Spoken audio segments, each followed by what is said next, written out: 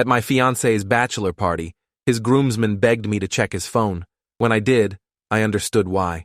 I shouldn't have been at the bachelor party. Women don't crash their fiancé's last night of freedom, not unless they want everyone calling them controlling or paranoid.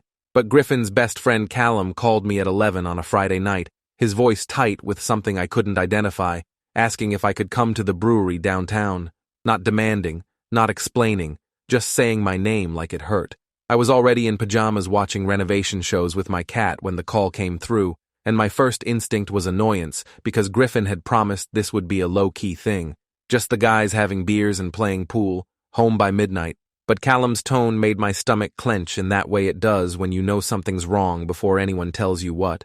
I threw on jeans and drove the 15 minutes to O'Malley's wondering what kind of emergency required my presence at a bachelor party. Maybe Griffin got too drunk and needed a ride. Maybe someone started a fight. Maybe the stripper they swore they weren't hiring showed up anyway, and now they needed me to smooth things over. I ran through possibilities the whole drive, none of them feeling quite right. The brewery was loud when I walked in, filled with Friday night energy and the smell of hops and fried food. I spotted Griffin's group immediately in the back corner, 8 guys around 2 pool tables, and the weird thing was how quiet they were compared to everyone else. No laughing, no shouting, just this tense bubble of silence while the rest of the bar celebrated around them. Callum saw me first and immediately walked over, his face doing this thing where he was trying to look normal but couldn't quite manage it. He guided me away from the group toward the bathrooms where it was quieter, his hand on my elbow like I might bolt. I asked what was wrong and if Griffin was okay, my mind already jumping to accidents or health scares or family emergencies. Callum looked at me for a long moment, and I saw something in his expression that I'd never seen before. Not pity exactly, but something close. He said Griffin was fine physically, then corrected himself and said actually no, Griffin wasn't fine at all, none of them were fine, and that's why he called me. I waited, my heart doing this uncomfortable hammering thing against my ribs. Callum pulled out his own phone and opened his messages, scrolling back through a group chat labeled Griffin's Last Rodeo that apparently included all 8 groomsmen. He turned the screen toward me, and I saw a photo Griffin had sent to the group 3 hours earlier. It was a screenshot of a conversation between Griffin and someone named Autumn, and the preview text I could see said something about meeting up next week when I'd be at my sister's place in Portland. I stared at it, my brain not quite processing, and Callum said there were more, a lot more. He said they'd all been joking around about Griffin's bachelor party when he started sending these screenshots to the group chat like he was proud of them, like he wanted his friends to know he was still talking to other women 2 weeks before our wedding. Callum scrolled further and I saw more screenshots, more names I didn't recognize, more conversations that made my face go hot, texts with someone called Jade about how Griffin missed her body, messages with Reese about meeting at a hotel, a conversation with Morgan where Griffin said his fiancée didn't understand him like she did. I felt my hands start shaking and Callum steadied the phone so I could keep reading. The group chat responses from the groomsmen were what hit me hardest. Most of them weren't laughing or encouraging him. They were telling him to stop, asking what the hell he was thinking, saying this was way over the line. Griffin's cousin Dean had written, "Bro, you're getting married in 2 weeks? What are you doing?" Someone named Isaiah had sent multiple messages saying to delete everything and get his shit together. But Griffin kept sending more screenshots, getting defensive, saying he wasn't actually meeting up with any of them, just talking, just keeping his options open in case I turned out to be crazy after the wedding. That phrase made something cold settle in my chest, keeping his options open, like I was a backup plan, like our relationship was a trial run he could abandon if something better came along. Callum watched my face while I read, and said that's when he knew he had to call me. He said he'd been friends with Griffin since middle school, been through everything with him, but this was different. This wasn't just cold feet or pre-wedding panic. This was Griffin actively talking to at least 5 different women while planning a life with me, and showing it off to his friends like it was entertainment. I asked where Griffin was now, and Callum gestured back toward the pool tables. I looked over and saw Griffin lining up a shot, completely relaxed, laughing at something his brother Nolan said. He looked happy, carefree, exactly like someone enjoying his bachelor party should look, not like someone who'd spent the evening messaging other women about hotel meetups. I asked Callum if Griffin knew he'd called me, and he shook his head fast, saying none of them told him. They'd all just watched him get progressively drunker and more careless with what he was sharing. Another groomsman named Phoenix had apparently suggested just taking Griffin's phone away, But Callum said that felt too much like covering for him, like helping him hide something from me that I deserved to know about. I asked if I could see Griffin's actual phone, not just the screenshots, and Callum's expression went complicated. He said Griffin had been waving it around all night, showing the guys photos and messages, leaving it on the table between shots. He said if I wanted to look, this was probably my only chance because Griffin never left his phone unattended usually. Tonight was different because he was drunk and felt safe around his friends. Walking over to that group of guys felt like moving through water. Everything slowed down and got too sharp at the same time, my vision tunneling on Griffin's phone sitting on the high-top table next to 3 empty beer glasses. The groomsmen saw me coming, and their conversations died one by one, creating this expanding silence that made Griffin finally look up from his pool shot. His face did this thing where confusion and happiness and guilt all tried to occupy the same expression. He said my name like a question and came over for a hug, his movements loose and uncoordinated from alcohol. He smelled like beer and cologne, and I had to force myself not to step back. I told him I needed to talk to him about something and reached for his phone. His hand shot out faster than I expected for someone that drunk, covering the phone before I could grab it. The sudden movement and the look on his face told me everything before I even got into his messages. That wasn't the reaction of someone with nothing to hide. That was pure panic, disguised as confusion. Griffin asked why I was there and who called me, his eyes moving from my face to Callum and back. I said it didn't matter who called. I just needed to see his phone for a second. He laughed this weird, forced laugh and said there was nothing to see, just boring guy stuff. And why would I want to look through his phone anyway? Didn't I trust him? The question hung there between us, and I was aware of 8 guys watching this interaction like a tennis match. I told him if there was nothing to see, then he could just hand me the phone. His hand stayed pressed flat against the screen. His brother Nolan tried to intervene, suggesting we talk about this somewhere private, but I kept my eyes on Griffin's face. I watched him cycle through options, saw the moment he decided to get angry instead of defensive. He asked if I seriously crashed his bachelor party to accuse him of something. If I was really that insecure that I couldn't let him have one night with his friends without checking up on him. The accusation should have made me doubt myself, should have made me feel like the unreasonable one, but his hand was still covering that phone. Callum stepped forward and said, "Griffin should just show me." His voice was quiet but firm, and Griffin turned on him with this expression of complete betrayal. He asked if Callum was the one who called me, and when Callum didn't deny it, Griffin called him a traitor. He said brothers were supposed to have each other's backs, supposed to let guys be guys, supposed to understand that what happens at a bachelor party stays at a bachelor party. But Callum just shook his head and said this wasn't about guy code or loyalty. This was about Griffin talking to other women 2 weeks before his wedding and being stupid enough to screenshot the evidence and share it with everyone. The rest of the groomsmen shifted uncomfortably, and I realized they were all on my side here. All 8 of these guys who'd known Griffin for years, who'd agreed to stand up at our wedding, who should theoretically be his closest allies. They wanted me to see what was on that phone. Griffin's defense crumbled fast once he realized his friends weren't backing him up. He tried a different approach, saying the messages didn't mean anything. He was just talking to old friends, catching up with people, staying in touch. Nothing physical happened, nothing real, just texts, just conversations. Like that made it better, like emotional affairs were somehow less significant than physical ones. I asked him to unlock the phone, and he hesitated so long that Dean finally said if he had nothing to hide, proving it would take 10 seconds. The pressure from every direction finally made Griffin's shoulders drop. He unlocked the phone and basically threw it at me, then turned back to the pool table like he was done with this whole situation. I caught it awkwardly and looked down at the screen showing his message app, multiple conversation threads lighting up with recent activity. The first thread I opened was with Autumn. I recognized her name from years ago, a girl Griffin dated in college before we met. Their conversation went back months, and I had to scroll up forever to find where it started. Casual at first. "Hey, how have you been? Haven't talked in forever." Then gradually shifting into more. Griffin mentioning he was engaged now but sometimes wondered what might have been different.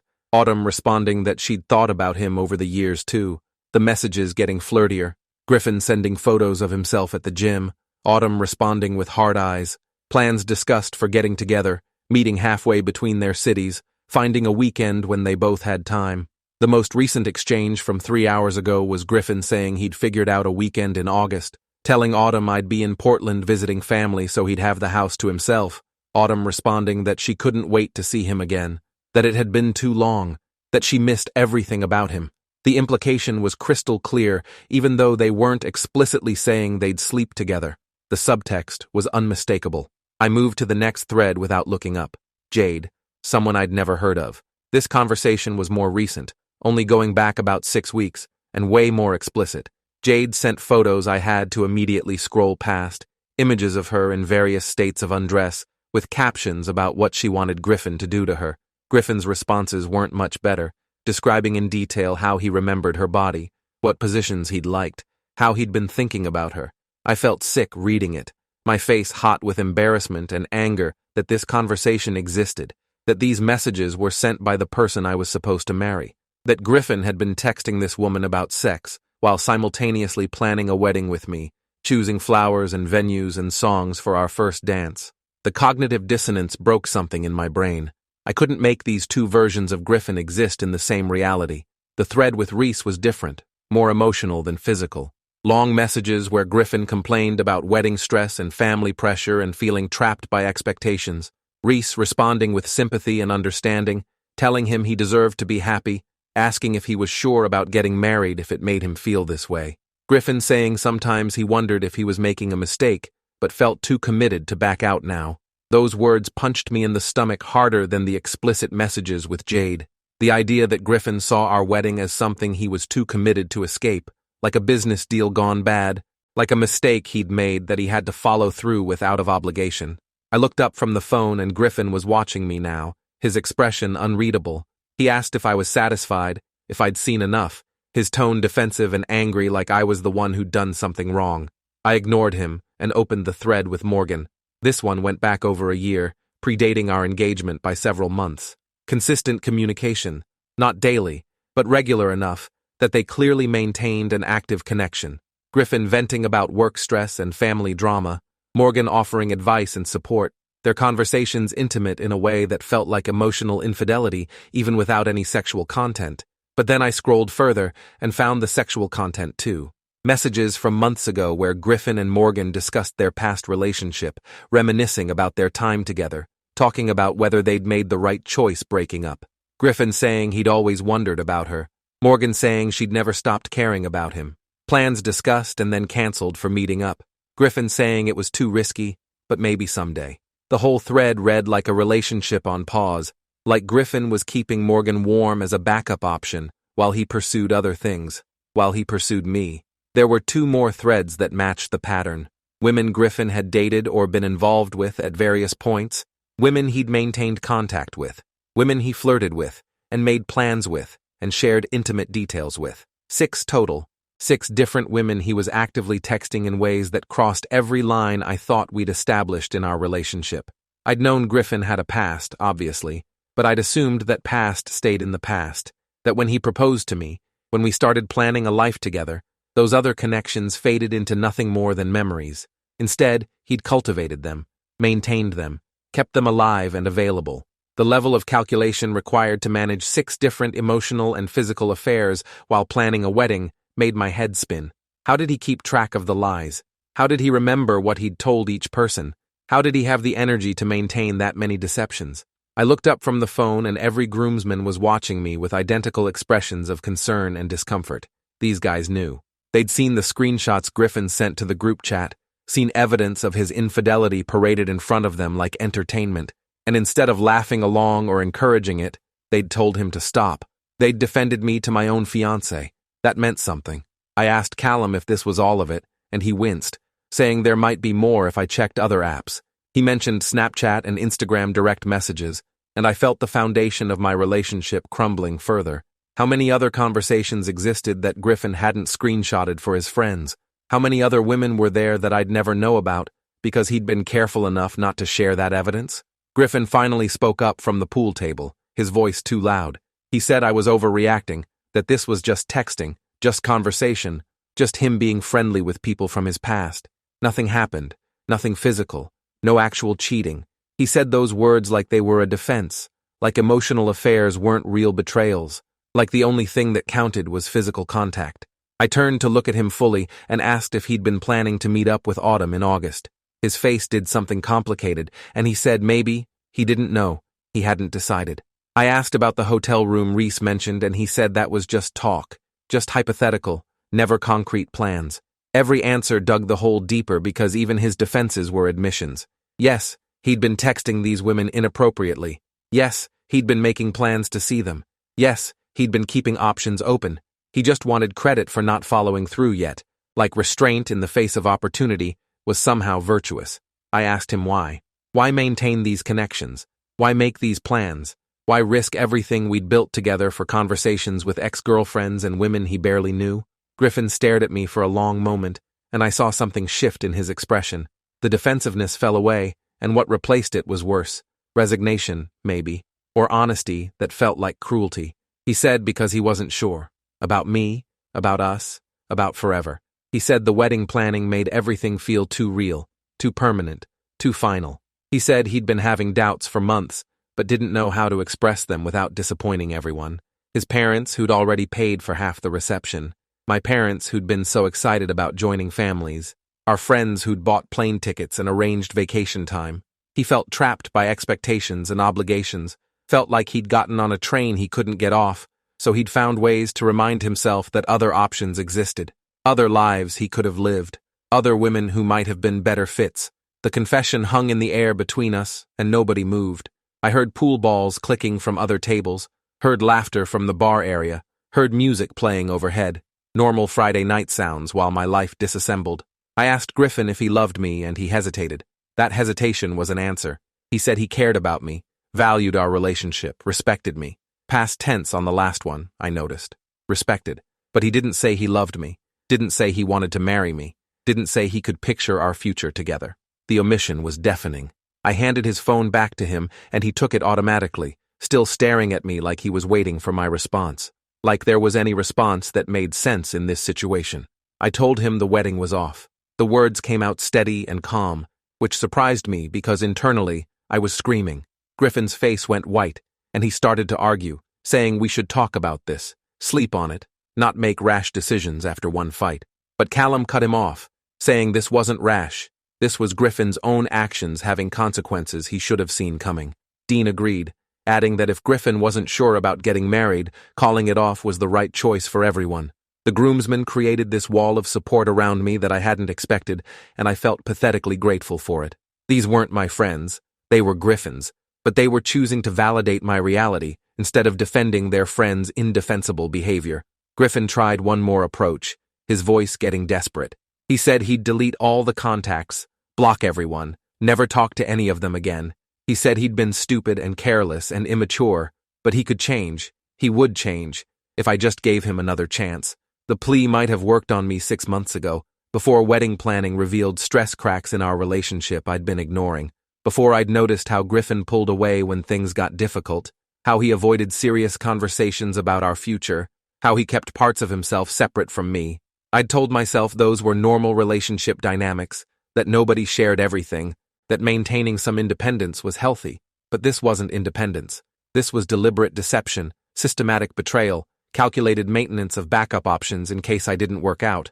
I said no, just that one word, flat and final.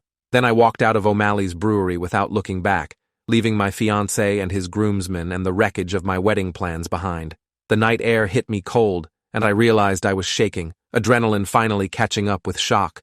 I made it to my car before the tears started, sitting in the driver's seat with my hands on the steering wheel, trying to remember how to breathe. My phone buzzed with a text from Callum checking if I was okay to drive, offering to call me a ride if I needed one. I texted back that I was fine, which was a lie, but I appreciated him asking.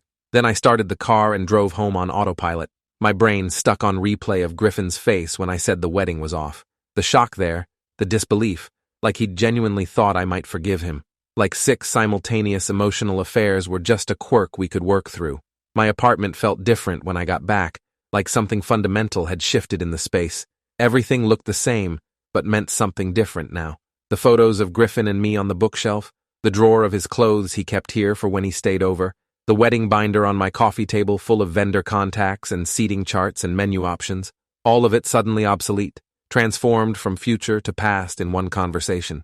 I sat on my couch where I'd been 2 hours earlier watching renovation shows, and my cat jumped up to investigate why I was crying.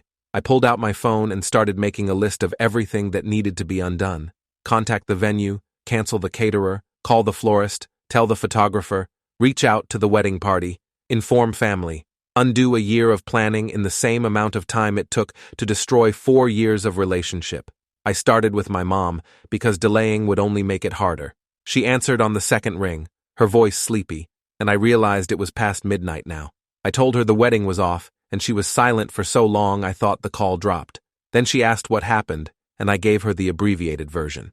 Griffin had been talking to multiple ex-girlfriends inappropriately, making plans to meet up with them, keeping backup options available. His own groomsmen called me to show me the evidence because even they thought it crossed too many lines. My mom's response wasn't what I expected.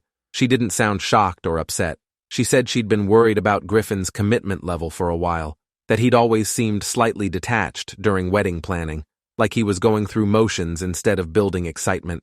She'd told herself it was just different personality types, that not everyone got emotional about weddings, but she'd had a bad feeling she couldn't shake. Hearing that made me feel both validated and stupid. If my mom had concerns, why didn't she say something? Why did everyone let me keep planning a wedding to someone they suspected wasn't fully invested? But I didn't ask that, because I knew the answer. Because you can't tell someone their partner isn't right for them. They have to figure it out themselves. And I'd been too caught up in the logistics of wedding planning to notice the emotional distance growing between Griffin and me. Too focused on choosing between salmon and chicken for the reception to recognize that my fiancé was maintaining active relationships with 6 other women. Too invested in the idea of getting married to examine whether I actually wanted to marry this specific person. The wedding had become more important than the marriage, and that imbalance had let me ignore warning signs that were probably obvious to everyone else. My mom asked if I wanted to come stay with her and my dad for a few days, and I almost said yes before remembering they lived an hour away and I had work Monday. I told her I'd be fine. I just needed to start making calls tomorrow to cancel everything. She offered to help with that, to split the list of vendors and family members so I didn't have to handle it all alone. I felt tears starting again at the kindness of it, at having someone on my side without question or judgment.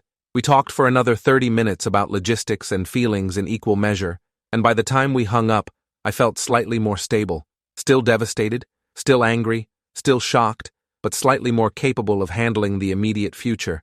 I didn't sleep that night. I lay in bed staring at the ceiling running through 4 years of relationship history, looking for signs I'd missed.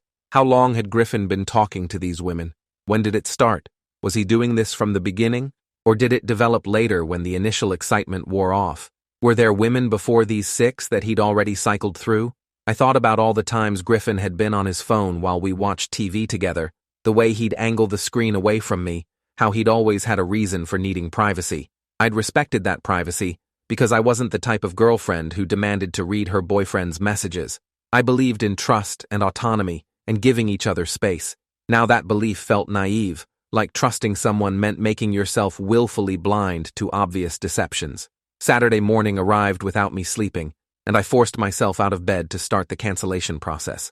I called the venue first because they had the biggest deposit at stake. The event coordinator answered cheerfully, and I had to interrupt her greeting to say I needed to cancel my wedding. Her tone shifted immediately to professional sympathy, asking if there was anything they could do to help reschedule instead. I said no, the wedding wasn't happening, not next month and not ever. She said she understood, and they'd process the cancellation, but per the contract, I'd lose the entire deposit since we were less than 30 days out. $8,000 gone. I said that was fine, and hung up before she could express more condolences. Next was the caterer, who had the same response. Couldn't refund the deposit, but could cancel the service. Another $6,000 lost. The photographer was more understanding. She said life happens and offered to refund half my deposit as a courtesy, even though her contract didn't require it. I thanked her probably too profusely and moved to the florist, who agreed to cancel, but kept the full deposit. The DJ, the cake maker, the transportation company.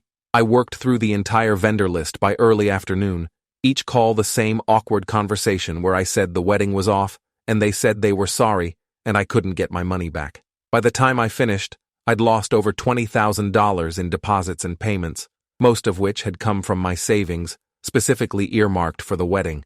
Money I'd spent years accumulating, gone in a single morning of phone calls because Griffin couldn't commit to the relationship he'd proposed. That thought made me angrier than anything else. Griffin had proposed to me, I didn't pressure him or issue ultimatums or manipulate him into it. He'd gotten down on one knee at the restaurant where we had our first date, made this whole romantic speech about choosing me and wanting forever and building a life together. He'd cried, actual tears, when I said yes. Where was that person? Where was the Griffin who'd seemed so certain, so committed, so excited about our future? Had he already been texting Autumn and Morgan and the others when he proposed? Was the proposal itself just another box to check, another expectation to meet, another step in a relationship progression he felt obligated to follow? My phone rang around 3, and I saw Callum's name. I almost didn't answer, not wanting to talk about Griffin or the bachelor party or any of it, but something made me pick up. Callum asked how I was doing and if I'd gotten any sleep, and I admitted neither of us should pretend I was okay right now. He said fair enough, then told me Griffin had stayed at the brewery until closing, getting progressively drunker while the groomsmen took turns trying to talk sense into him. Apparently Griffin oscillated between angry defensiveness and maudlin regret, insisting I was overreacting 1 minute and crying about losing me the next. The groomsmen eventually got him into a rideshare home around 2 in the morning, and Callum had checked on him this morning to make sure he hadn't done anything stupid overnight. Griffin was alive and conscious, but not taking responsibility for any of his actions, instead blaming Callum for calling me and ruining everything. That made me laugh, which felt inappropriate, but I couldn't help it. The idea that Callum ruined everything by showing me the truth, not that Griffin ruined everything by betraying me with 6 different women. The mental gymnastics required to make himself the victim in this situation were Olympic level. Callum said he just wanted me to know I'd made the right choice, that all the groomsmen agreed Griffin's behavior was indefensible, and that if I needed anything they were all available to help. The offer surprised me because, again, these were Griffin's friends first. But Callum said loyalty worked both ways, and Griffin had violated their trust too by putting them in the position of knowing about his infidelity, by sharing evidence of his affairs and expecting them to laugh along or stay quiet, by making them complicit in lying to me. I asked Callum if he'd known about any of this before last night, and he said absolutely not. Said if he'd known Griffin was talking to other women, he would have confronted him immediately or told me himself. The rest of the groomsmen said the same thing when they found out last night. Most of them had been as shocked as I was, maybe more so because they'd known Griffin longer and never suspected he was capable of this level of deception. A few of them mentioned noticing Griffin being more distant lately, more distracted, but they'd attributed it to normal pre-wedding stress. Nobody imagined he was maintaining half a dozen side relationships. The revelation changed how they saw Griffin fundamentally, Callum said. You think you know someone, and then you find out you don't know them at all. Sunday, I started telling everyone else. My sister first, who went through the predictable cycle of shock and anger and protectiveness. She offered to fly out from Seattle to stay with me for a week, and I told her that wasn't necessary, even though part of me wanted to say yes. My best friend Lydia had the most visceral reaction, saying she'd always thought Griffin was too smooth, too perfect, too good at saying the right things. She'd never trusted him completely, and now felt validated, which wasn't helpful, but I appreciated her honesty. My co-workers I told via email, a brief message explaining that personal circumstances had changed, and I'd appreciate privacy. My extended family I left to my mom to inform, because I couldn't handle telling the story repeatedly to aunts and uncles who'd already bought gifts and arranged travel. Griffin tried calling me 11 times on Sunday. I didn't answer any of them. He left voicemails that progressed from apologetic to angry to desperate. The first one said he was sorry. He'd messed up. He wanted to fix things. The 5th one accused me of throwing away 4 years over something meaningless. The 11th one was him crying, begging me to talk to him, saying he couldn't imagine his life without me. I deleted all of them without fully listening because nothing he said would change what I'd seen on his phone. No amount of apology or explanation could undo months of deliberate betrayal. Monday I went back to work because sitting in my apartment felt suffocating. My boss had gotten my email and pulled me aside first thing to say I could take time off if I needed it. That personal crises warranted flexibility. I told her I'd rather work, rather have something to focus on besides my canceled wedding. She understood and let it drop, and my co-workers were similarly respectful about not asking questions. I buried myself in projects and emails and meetings, grateful for the distraction, even though Griffin haunted the edges of my thoughts constantly. Every time my phone buzzed, I expected it to be him, and I had to resist the urge to check if he'd texted. I'd blocked his number Sunday night, but that didn't stop my brain from anticipating contact. That week crawled by in a haze of productivity and grief in alternating waves. Sometimes I felt strong and certain, confident I'd made the right choice, proud of myself for walking away from someone who didn't respect me enough to be faithful. Other times I felt devastated and lost, mourning the future I'd planned that would never happen, wondering if I'd overreacted or thrown away something salvageable. The rational part of my brain knew I hadn't overreacted, that Griffin's behavior was categorically unacceptable, that emotional affairs with 6 women constituted betrayal, regardless of whether anything physical happened. But the emotional part struggled to accept that the relationship I'd invested 4 years into was based on lies. Wednesday, I got a call from an unknown number that turned out to be one of the women from Griffin's phone. Autumn, the college girlfriend he'd been planning to meet up with in August. She said Griffin had told her about our breakup and she wanted to apologize, that she hadn't known he was still engaged when they'd been texting, that he'd told her we'd broken up months ago, and he was just waiting for the official wedding cancellation to be processed. The lie was so audacious I almost laughed. I asked Autumn when she thought someone would stay engaged after breaking up, when the official cancellation would happen if we'd broken up months ago, if any part of his story had made logical sense. She was quiet for a long moment, then said, when she laid it out like that, it was obviously bullshit. She said she was sorry for her part in it, that she should have questioned his story more, that she'd wanted to believe him because she'd never fully gotten over their college relationship. I asked if she'd slept with him recently, and she said no, they hadn't seen each other in person for 3 years. All their contact had been through texts and phone calls, all of it building toward the August meeting they'd planned. I told her there were at least 5 other women he'd been having similar conversations with, and her sharp intake of breath suggested she hadn't known that either. She asked for their names, and I gave her the ones I remembered from Griffin's phone. Autumn said she was done with him, that this was way beyond anything she'd signed up for, that she hoped I was okay. We hung up, and I felt this strange kinship with her, this woman I'd never met who'd been lied to just like I had. Griffin hadn't just betrayed me, he'd betrayed all of them too, told each woman what they wanted to hear, crafted individual narratives that made him the victim of circumstances, maintained separate realities that never intersected until everything collapsed. Thursday, I got a letter from Griffin delivered to my apartment by courier. Physical mail felt dramatic and old-fashioned, which was probably the point. The letter was 8 pages long, handwritten, going through our entire relationship history and explaining how he'd loved me but gotten scared, how commitment felt overwhelming, how the wedding planning made him feel trapped, how he'd reached out to old girlfriends as a way of reminding himself he had agency and choice. He said he'd never meant for any of it to go as far as it did, never intended to actually meet up with anyone, never planned to leave me. He said he'd made terrible mistakes, but insisted they were emotional mistakes, not physical ones. And didn't that distinction matter? Didn't the fact that he'd never actually cheated physically count for something? The letter made me angrier than the phone messages had. The entitlement embedded in every sentence, the expectation that I should credit him for restraint, the idea that emotional affairs were somehow less significant than physical ones. He'd shared intimate details of our relationship with other women, complained about me to them, made plans for a future that didn't include me, all while wearing my engagement ring and planning our wedding. But because he hadn't physically touched anyone yet, he thought that deserved recognition, like I should be grateful he'd maintained that one boundary while violating every other one that mattered. I wrote a response, but didn't send it. 8 pages of my own, itemizing every way he'd broken my trust, explaining why emotional infidelity was just as damaging as physical cheating, making it clear that his inability to take full responsibility was exactly why we couldn't work. I detailed the deposits I'd lost canceling our wedding, the embarrassment of telling everyone it was off, the time I'd wasted planning a future with someone who wasn't fully committed. Then I saved the document without sending it, because Griffin didn't deserve my emotional labor. He didn't deserve an explanation or closure or understanding. He'd made his choices, and now he got to live with the consequences. Friday afternoon, 1 week after the bachelor party, I was leaving work when I saw Griffin waiting by my car. My stomach dropped, and I considered turning around and going back inside, but that felt cowardly.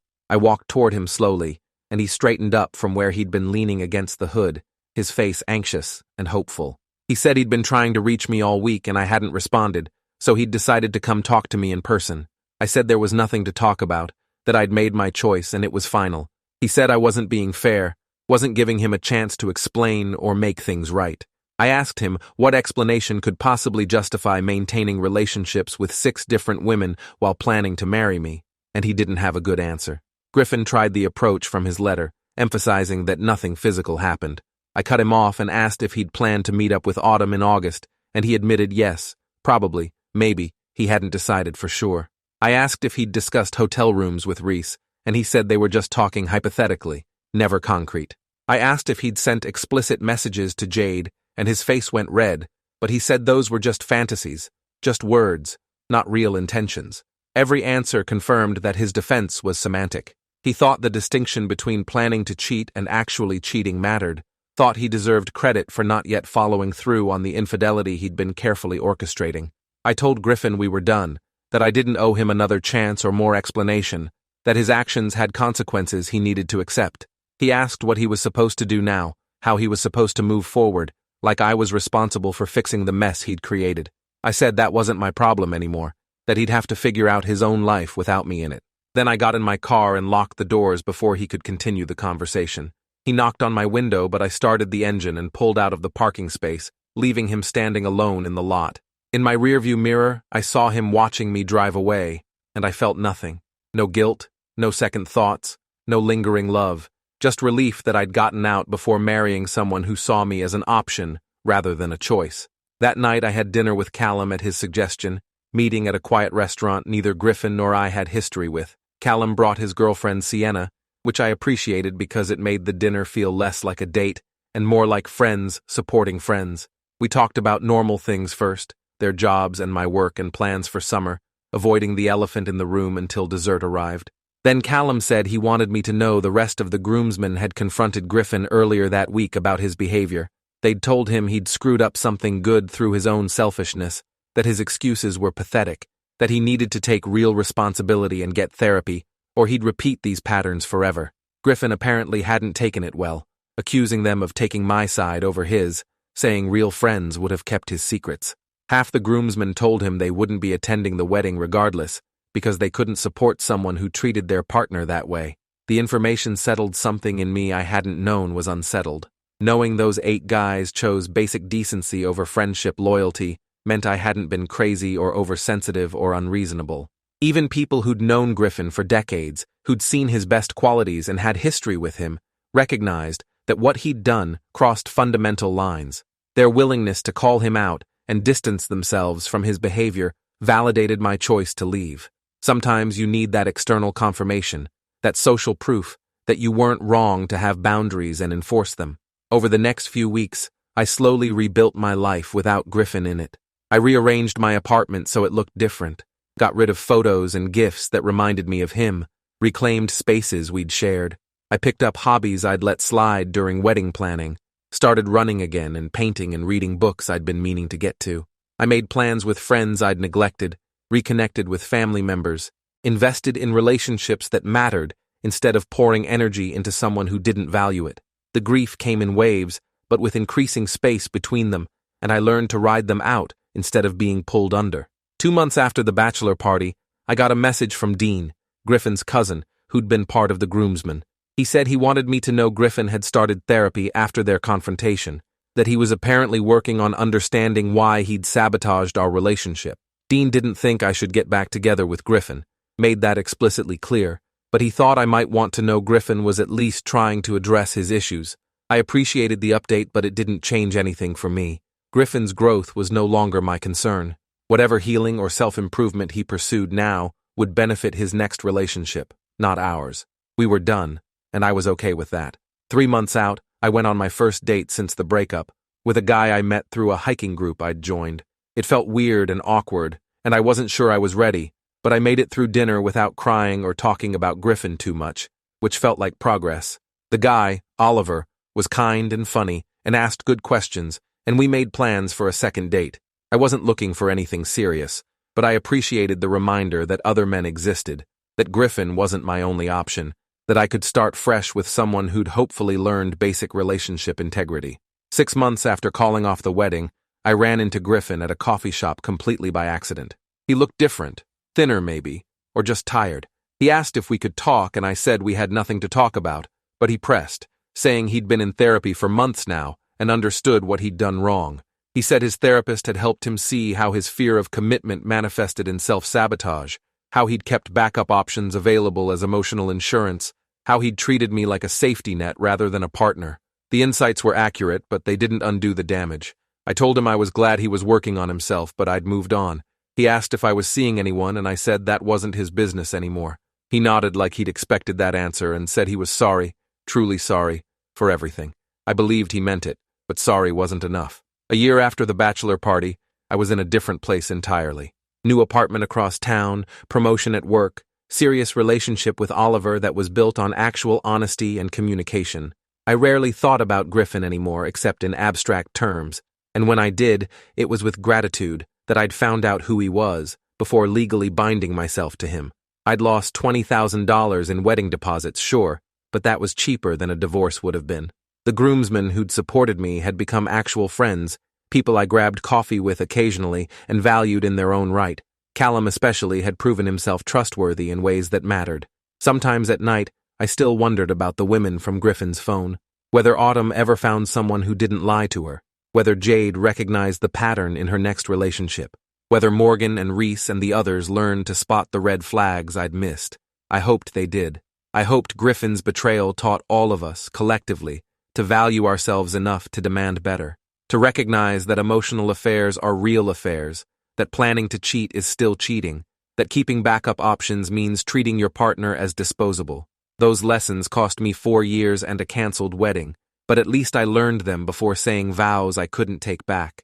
The bachelor party felt like a lifetime ago now. That Friday night when Callum called me, when I drove to the brewery expecting something minor, when I read through Griffin's messages and watched my future disintegrate. The moment split my life into before and after, but the after turned out better than I'd feared. I was whole without Griffin, maybe more whole than I'd been with him, and that realization was worth everything I'd lost to gain it.